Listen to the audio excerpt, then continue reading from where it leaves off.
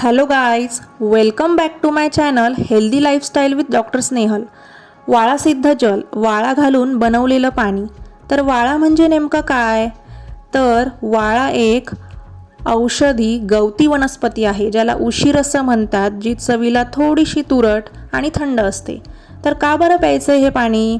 तर ऊन फार तापत आहे, तहान भागवते, शरीराला थंड करते, उन्हाळी कमी करते. तर थकवा खूप जास्त जाणवतोय, तर साध्या पाण्याऐवजी हे वाळा घालून केलेलं पाणी नक्की प्या. फार उपयोगी आहे. पोटामध्ये आग होतीये, खूप घाम जातोय आणि त्यासोबतच UTI means urinary track infection, जसं की उन्हाळा सुरू झालाय तर लघवीला आग होणे, लघवी गरम होणे, नेहमी उन्हाळी लागते, तर त्यामध्ये याचा खूप उपयोग आहे.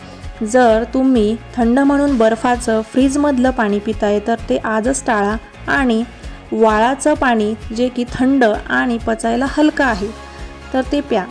तर आता हे पाणी बनवायचं कसं? तर फार सोपं आहे.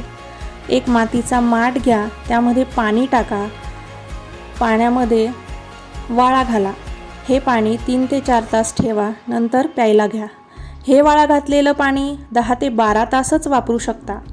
त्यानंतर प्रत्येक वेळी पाणी बनवताना वाळा आणि पाणी हे नवीन फ्रेश असावं. हे गार थंड पाणी नक्की प्या. आणि आजचा माझा व्हिडिओ आवडला असेल तर माझ्या चॅनलला लाईक, सबस्क्राईब आणि शेअर नक्की करा. मी अशाच हेल्दी टिप्स शेअर करणार आहे. तर थँक्यू.